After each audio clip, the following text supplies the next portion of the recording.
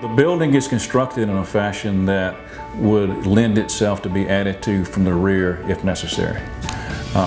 We've factored in growth in the number of officers on the street in order to accommodate that. I think one thing that's very glaring, and I keep coming back to telecommunications because really that provides a service to every citizen and every person that drives through our community or visits our community. We were at about 900 square foot of space to 5,000 square foot of space. If you just look at that technology that penny provided, that touches everybody in this community.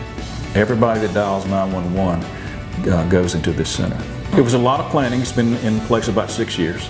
The penny sales tax, and because of the courage of our elected officials and because our community believed in us as a community, we're able to provide a service for our community. And this is a 50 to 60 year building. I think this is a huge morale booster.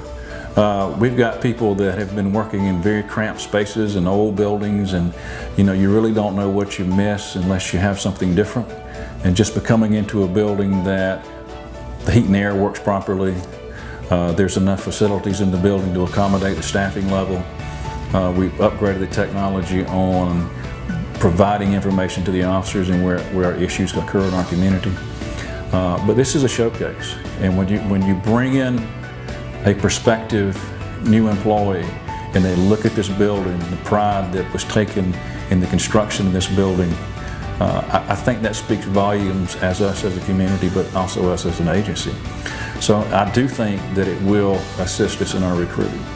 The onus is to us to maintain the building, keep it just as it is, proper maintenance, so that we take care of the investment that the citizens have made. We actually started moving some live telephone circuits over here on May 9th, and we spent about 20 days testing to make sure that everything was 100%.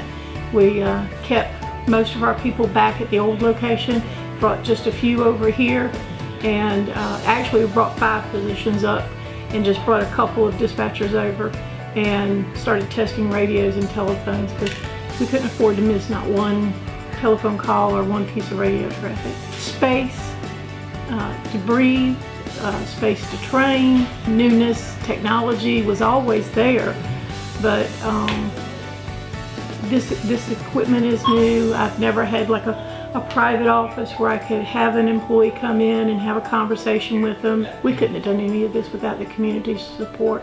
Our Sumter community has been supporting us through all of this. They have just been phenomenal. We've had the community support. People have stopped by and just said, thank you for the job you do. It looks so good. It looks so good. And I feel like the community feels like, looking at this facility, we've been good stewards of their money. 30 years in the old building there, and coming in, you couldn't compare it to anything because there was nothing to compare it to, so it was good. But we outgrew that years ago. So moving from there, transitioning from there to here, it's been a great a lot of pride. And, even though I appreciated the old building because that's where I started, and that's when we started to move over here. I wanted to be the last one out. So I was one of the first ones in that building, so being the last one out, then coming here and starting the transitional period in my law enforcement career is awesome.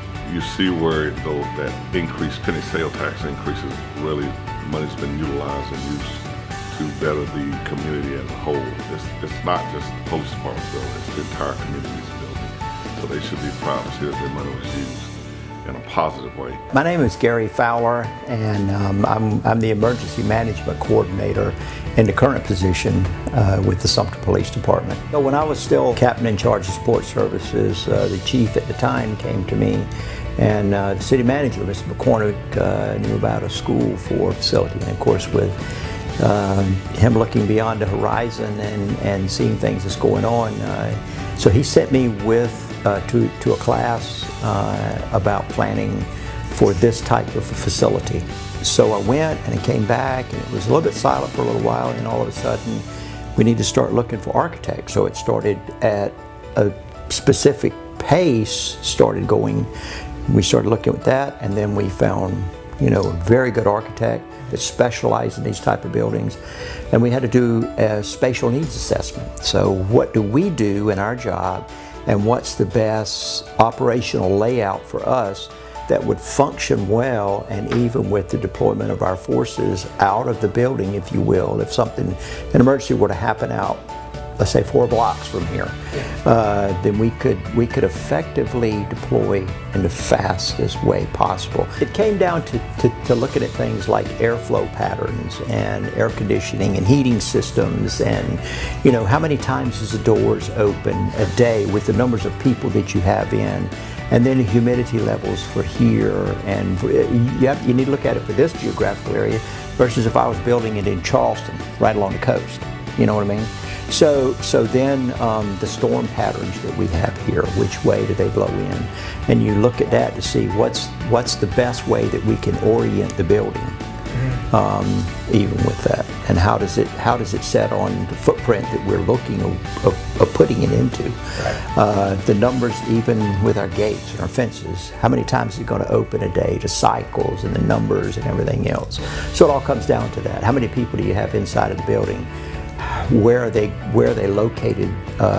So where do you want to put things like your break room? How do you want to orient the restrooms?